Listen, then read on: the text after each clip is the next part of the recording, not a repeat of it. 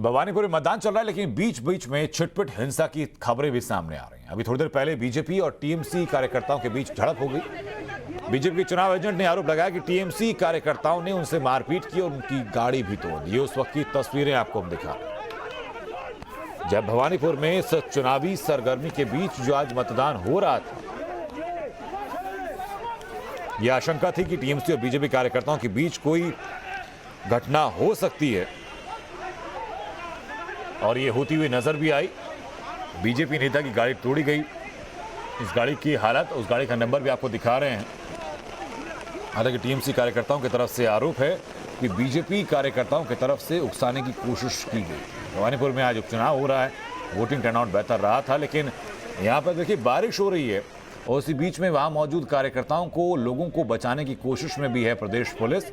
हालांकि बीजेपी कार्यकर्ताओं का आरोप ये भी कि टीएमसी कार्यकर्ताओं के ऊपर प्रदेश पुलिस की तरफ से कोई एक्शन लिया नहीं गया। भवानीपुर सीट पर उपचुनाव के लिए वोटिंग जारी, और ये पहली मर्तबा नहीं है जब भवानीपुर से ऐसी तस्वीरें सामने आई हों। आपको खूब याद होगा कि जिस वक्त चुनाव प्रचार का आखिरी दिन था, यानी 28 तारीख को, दिलीप घोष समेत बाकी नेता कार्यकर्ता पहुंचे थे भवानीपुर में प्रियंका टेबरेवाल के चुनाव प्रचार के लिए, और दिलीप घोष के साथ मारपीट की गई थी। उनके साथ मारपीट की कोशिशें की गई थी। हालात यहां तक पहुंचे थे कि दिलीप घोष को बचाने के लिए उनके सुरक्षा कर्मियों को अपनी बंदूकें तक निकालनी पड़ी थी। खतरे का ये आलम वहां पर हो गया था। दिलीप घोष ने कहा था कि ये बदलापुर बन चुका है, और वैसी तस्वीरें आज फिर सामने आ रही हैं भवानीपुर से ही। पोस्टपोल वायलेंस की, चुनाव के दौरान हिंसा की ये दास्तान पश्चिम बंगाल के अंदर लेफ्ट की जब सरकार हुआ करती तब से लगातार जारी है।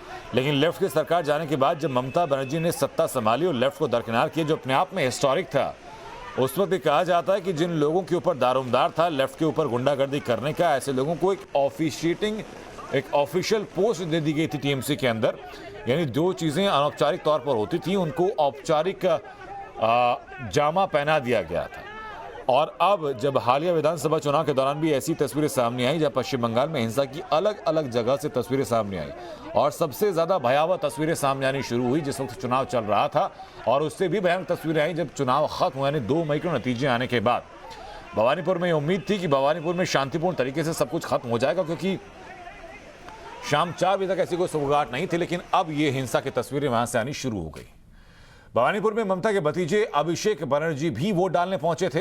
तस्वीरों में आपको दिखाते हैं अभिषेक बनर्जी जिस वक्त वोट डालने पहुंचे अपने समर्थकों के साथ, और अभिषेक बनर्जी से कुछ देर पहले ममता बनर्जी भी वहां पर वोट डालने पहुंची थी, और दोनों के तस्वीरें वोट डालने के लिए जब वो लोग वहां पहुंचे थे, दोनों वक्त की तस्वीरें आपको हम दिखा रहे हैं। जब ममता बनर्जी ने वोट दिया तो दूसरी तरफ अभिषेक बनर्जी भी पोलिंग बूथ पर नजर आए, अपने समर्थकों के साथ वोट डालने के लिए वहां पर पहुंचे थे। ये दोनों की तस्वीरें, सीएम ममता बनर्जी और उनके भतीजे अभिषेक बनर्जी, और टीएमसी में नंबर 2 अभिषेक बनर्जी।